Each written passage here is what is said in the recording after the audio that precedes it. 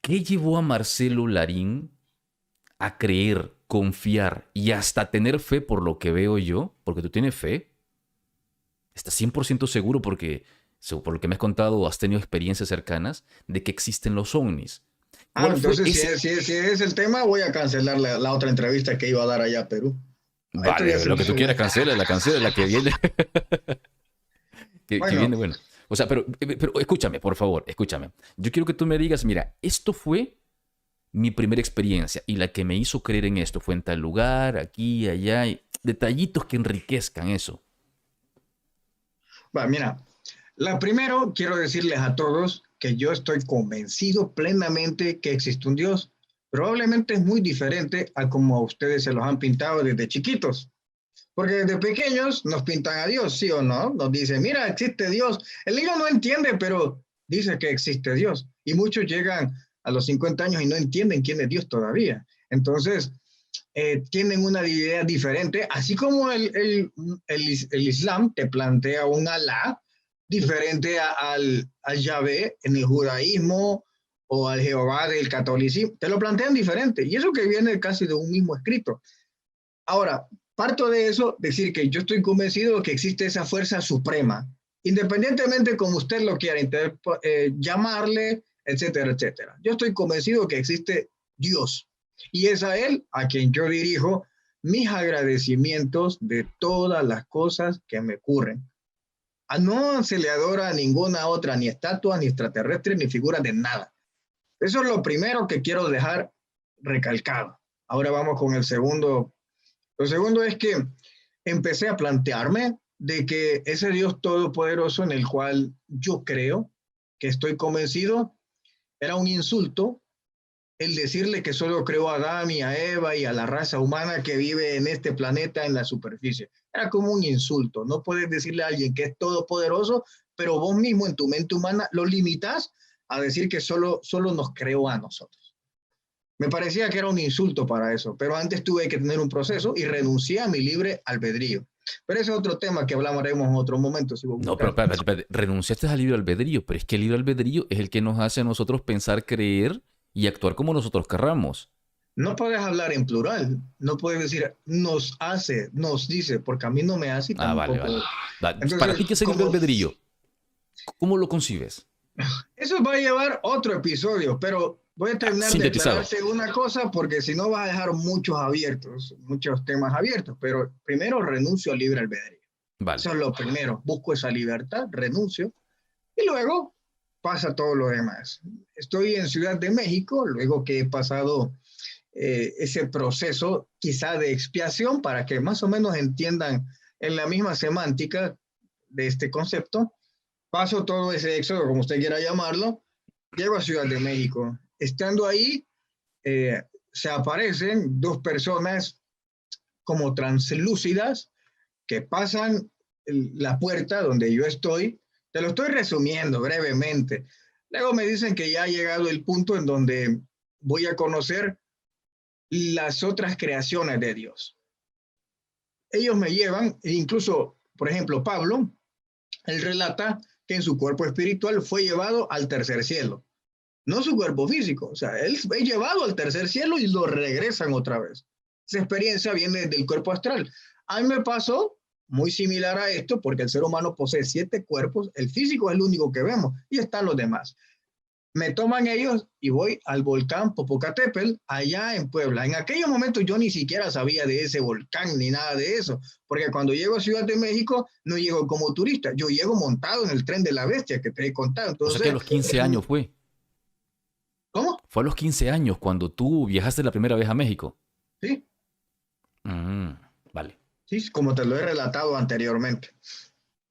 Entonces, ¿cómo se llama? Bueno, la cuestión es que me pasa ahí lo primero, veo a estos seres y me cuentan una historia referente a mi vida, que me pareció alucinante. Me devuelve, bueno, cuando llegamos ahí al volcán Popocatépetl es porque es un sitio de poder. Hay diferentes sitios de poder que existen en el globo terráqueo, en El Salvador. También hay, cada vez que voy a El Salvador, es más, los que saben, yo voy a El Salvador como 4 o 5 días y 3 de estos días voy a los sitios de poder. están ahí en El Salvador. Y 2 días turisteo, voy un poco ahí a las calles de San Salvador y todo. Pero 3 días me dedico a ir a los sitios de poder de El Salvador. La cuestión es que después de eso, mi brother, regreso, me regresan otra vez al apartamento donde estaba y ahora yo ya tengo unas letras en mi mente que yo nunca había visto en mi vida, nunca, nunca. Resulta que yo las plasmo, las escribo y empiezo a ver qué es esto, qué es esto. Y me topo con que era el Yod Hei Vav Hei, que son 4 letras que componen el nombre secreto de Dios, lo que le conocen como el tetragramatón. Tetragramatón. Entonces me lo encuentro, yo lo escribo, mejor dicho, como yo lo estaba viendo en mi mente, pero yo nunca había visto eso en mi mente, nunca, ni en físico, yo no los había visto. Entonces lo veo, wow, impresionante, yo no sé qué es. Bajo, vivía en este caso en Uruguay, en la colonia, en la calle Uruguay, allá en México, bajo, y fíjate que pasa un fenómeno, que viene caminando una persona y choco con él. Y se me cae la hoja y él la ve y me dice, ¿y esto qué es? Y le digo, no sé, pero yo vi que él tenía una cosita en la cabeza que se llama kipa, que es lo que usan los judíos, porque él era judío. Pum, me topo y él me dice, ¿cómo conoce este nombre? Y yo le expliqué, me dijo, mira, aquí está esto, y me dio una tarjeta y me dice, esta es la sinagoga, te voy a esperar el viernes, llega. Y yo me quedé impresionado y bueno, me voy a saltar esa parte de la sinagoga y todo eso, y tuve otra explicación del rabino respecto a estas experiencias, y luego pasa el tiempo y yo me voy a Monterrey. En Monterrey, ahí pasó otra vez. Hay un monte que se llama Topo Chico, un cerro de Topo Chico, y ahí veo unas naves cruzar. Introducen dentro de este cerro, introducen ahí, yo me quedo observándolas, y de repente, caos, eran como la 1 de la mañana, porque te lo dije anteriormente, que yo suelo ver mucho las estrellas, tener esa conexión. Cuando, O sea que los avistamientos que tú has tenido han sido en horas nocturnas. sí, han sido en horas nocturnas allá. Aquí en Suecia han sido de día. De hecho, aquí en Suecia he grabado los videos que he presentado en conferencias y en mi canal de YouTube también los he presentado. Las naves que he grabado, los seres que he grabado. De hecho, hace como un mes, más o menos, iba con mi mujer y enfrente de nosotros, ahí estaban las naves como esperándonos y grabamos tranquilamente. Mis hijos también han contado, han visto su experiencia, las han grabado. Casi que a medio brazo, mi brazo, de una ventana, Techuga la otra vez grabó la nave que estaba enfrente. La otra Pero vez eran grandes, son diferentes, pequeñas. hay diferentes. Y, Hay unas que son grandes, hay unas que son casi como un avión. Por ejemplo, la que grabamos cuando vivíamos en una casa aquí a la par, esa prácticamente se estacionó arriba del techo de nosotros. Esa era como un avión de esos de combate. ¿Y qué forma Esa, tienen? ¿Y qué forma tienen y qué funciones tienen? Por ejemplo, el tamaño, el diseño, ¿tú sabes a qué, sí. a qué obedece? De hecho, yo tengo los libros de los humitos. Mira, está por aquí. De hecho, ellos me entregaron unos libros de extraterrestres, en los cuales ahí me dicen cómo es la tecnología, la forma, cómo viajan, la física que ellos ocupan, la cosmovisión de sus planetas, todo eso, y esos libros aquí los tengo.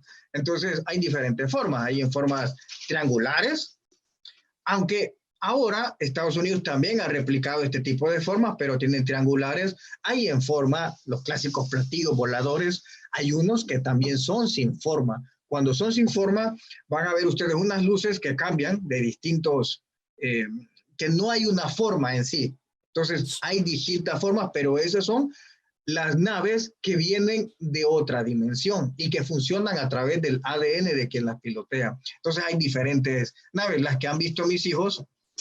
De hecho, hace como una semana me acuerdo que la maestra le interesó mucho porque mi hijo le enseñó los videos que él ha grabado y ya la maestra me dijo, wow, que estaba muy alucinada de eso, de ver, mira, por ejemplo, esta es la historia prohibida de la humanidad. Este es un tomo. Yo tengo 5 de estos que me entregaron los extraterrestres. O sea, La ellos te historia de dieron la... ese libro que está ahí, ellos te lo dieron. Sí, sí, 5 libros tengo de estos. 5 que explica todo de su física cuántica. Pero Ajá. mira, yo tengo una gran pregunta y yo creo que muchos la tendrán. ¿Por qué Marcelo Larín ha tenido tanta experiencia viendo estas naves, teniendo contacto directo con ellos, y por qué el resto de los seres humanos, me incluyo entre ellos, nunca hemos visto a este tipo de seres? ¿Se ocultan? ¿Será que tienen vergüenza? No sé. Fíjate que en Madrid, por ejemplo, vos podés ver el caso Humo. No sé si vos lo conoces. ¿Lo has escuchado alguna vez? Más o menos, sí. ¿Qué has escuchado? Nada. No he escuchado nada y lo más o menos que es. Dime, cuéntame.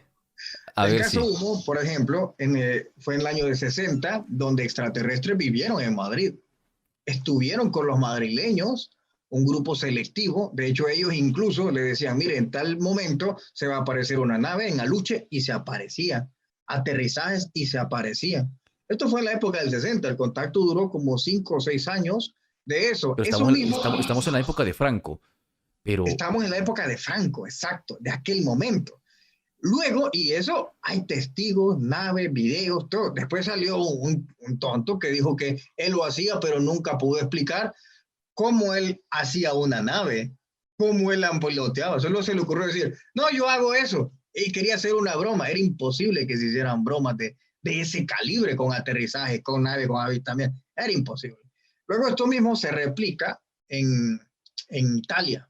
Allá se llama el fenómeno W56, Viva 56. Lo mismo pasó. De hecho, yo estuve con este señor, el último contactado, fui a su casa, estuvimos hablando de esto, porque el extraterrestre, el Sigir se llamaba, con el que él contactó, me contactó a mí, me mandó un mensaje, pero antes me dijo, él va a ser escéptico. Y mira, le dije cosas personales que solo sabía él y este extraterrestre. Y solo así el señor me aceptó. Yo tengo ahí la entrevista, un señor muy famoso allá en Italia. Entonces, es un fenómeno que siempre ha estado con nosotros. Pero, ¿qué sucede? Aquí te voy a hablar un poco más, pero es que esto ya va a parecerte una locura lo que voy a decirte. vos soltala, sin miedo. No, no, si yo no tengo miedo por mí, yo por vos, que no voy a dormir. Dale, vos soltala, que tengo mente fuerte. Bueno, pero antes de llegar a ese punto del por qué unas personas, es que hay categorías, unos lo sueñan, hay una preparación, hay un protocolo, Protocolo. un protocolo que a veces llegas a tener hasta realizar el encuentro físico, lo llegas a tener. Pero ¿qué sucede, Caos? Siempre han estado entre nosotros, todo el tiempo. En Madrid yo te he dado ese caso de muchos más que yo me he enterado, incluso ¿cómo se llama? ¿Cómo se llaman los policías de ahí? Los La gendarmes. PNC de ahí. La PNC de ahí, ¿cómo es que se llama? Los gendarmes. La Guardia Civil. En las estaciones de la Guardia Civil, ahí han capturado extraterrestres y los han tenido ahí. Llega a Estados Unidos y se los lleva. Por eso es que Estados Unidos tiene bases en todo el mundo. Porque cuando cae una nave, rápido la van a traer. 1996, por ejemplo, en Sao Paulo, si vos vas a ver y pones Varginha, evento de Varginha, la gente hasta ha hecho monumentos de las naves extraterrestres que han caído ahí. Es decir, estas cosas siempre han estado. La diferencia está que las personas, en su mayoría, están más preocupadas de cómo quedó el Madrid, el Barcelona, de qué voy a comer hoy, que si no voy a comer hoy, que las crisis. Pero realmente solo tenemos que observar un poco y nos vamos a dar cuenta que incluso hay extraterrestres que trabajan para los gobiernos. O sea que por lo que me estás contando, el problema no es que tanto que ellos no se quieran dejar ver, sino que nosotros no apartamos el tiempo como para ver. No los queremos ver. Es más, mira, ¿cómo me puedes decir que se esconda? Por ejemplo, en la toma de posesión de AMLO, del presidente de México, ¿sabías vos que cuando él tuvo la toma de posesión, arriba de él había naves extraterrestres, había una flotilla prácticamente como haciendo un acto de presencia? Cuando pasó él, puedes ver 1952, vos puedes ver, anotar ahorita esa fecha, Capitolio de Estados Unidos, sobre Washington, donde está el presidente, una flotilla de naves arriba de la Casa Blanca. ¿Cómo pudieron hacer eso? Mira, ahora, otra pregunta. Mira, yo no soy experto en esto. Es más, no sé ni siquiera un pepino, pero lanzo preguntas dentro de mi ignorancia, ¿verdad? Ya tú que eres el experto, respondes. Yo he escuchado por ahí de que algunos extraterrestres apoyan, por ejemplo, a Rusia y tienen unas características. Y otros extraterrestres apoyan a Estados Unidos y tienen otra característica. Y por eso Estados Unidos es como es y Rusia es, como más agresivo. Como que para Star Trek, Rusia serían como los Klingon, para que me entiendas, gente de lucha, de batalla, de guerra, y que Estados Unidos son gente como un poco más pacífica, más intelectuales. ¿Es cierto eso? No, es al revés de lo que vos me estás diciendo. O sea, ha estado muy intoxicado vos con la televisión, creo yo. No, no, no, no, no, no. Es que yo esto lo vi por ahí y me pareció Lo que interesante. pasa Como te digo, que desde mi ignorancia yo lanzo la pregunta. sí, lo que pasa es que Hollywood hace su trabajo. O sea, Hollywood es el que borbandea a las personas de tantas películas que te hace formar que el malo son los rusos. Es más, Rocky, para mí no está lejos. Esta es la película de Rocky, creo que no sé si es la primera o la segunda, cuando pelea contra un ruso. Sí, sí, sí. ¿Te acordás? Sí, sí. ¿Por qué un ruso? ¿Por qué no un mexicano? ¿Por qué no un sueco? Sino directamente con Rusia. Bueno, es que venían Siempre los saliendo casi de la malos. Guerra Fría, o sea, estaba de la Exacto. Guerra Fría y toda la Es lo vaina. que ahí es donde yo quiero decirte. Pero ¿sabíamos quiénes fueron la mayoría de nazis? ¿Quién se los llevó? ¿Crees que fue Rusia? No, es más, la OTAN, sus Se los principales llevó. líderes iniciales fueron dos generales nazis. Es más, el proyecto Paperclip, vos lo podés ir a ver, googleen a todas las personas que se instruyan un poco de este tema, pero quien se lleva la mayoría de los nazis a Estados Unidos es que es Estados Unidos. No, y también la Es historia, más, la, quien la historia funda la han la contado, NASA, la historia mira, la han contado ellos, porque en realidad quien hubiera ganado la guerra sin necesidad de los aliados era Rusia, porque Rusia ya tenía técnicamente su aparataje militar, ya se había comido a bastante de lo que es la actual Alemania y lo que era en aquel entonces. Y lo que hizo Estados Unidos solo venía a decir, pa, el último golpecito y nosotros somos las campeones. claro, y quien llegó realmente ahí a Alemania es que fueron los rusos. Sí, los que fueron los rusos, sí, Ellos exactamente. fueron los primeros básicamente que se comieron fritas los nazis. Pero en la historia normal te dicen como que Estados Unidos, Inglaterra y Francia son los héroes del Sí, sí, planeta, pero pero no. realmente fueron los Eso es rusos. cierto, eso es cierto, eso sí es Quienes se cierto. llevaron, y quienes se llevaron a los nazis, vuelvo a repetirte, es que fueron Estados Unidos. Ellos le perdonaron todos los delitos a los nazis. O sea, realmente se llevaron al enemigo con el que el mundo estaba luchando, en teoría, si es que estuvieron luchando. Claro, es que por la Dejaron ir a tecnología y Hitler. los conocimientos que ellos tenían. Exacto. Es más, fíjate esto. Viene y los mismos nazis fundan la NASA. Se llama Van Braun, el nazi que funda la NASA. Era un nazi. Curiosamente, cuando llega esto, la Segunda Guerra Mundial, y empezó la Guerra Fría, entre comillas, empezó Estados Unidos y empieza Rusia a hacer armas, a ver quién hacía las mejores armas, y de la noche a la mañana, ¿sabes qué pasó? Empezaron la carrera espacial. De la noche a la mañana. Es como que vos y yo, de repente, ahorita, hagamos videos de política los dos, pero mañana aparecemos los dos hablando, haciendo videos de física cuántica. Los dos. Y dejamos de hablar de política.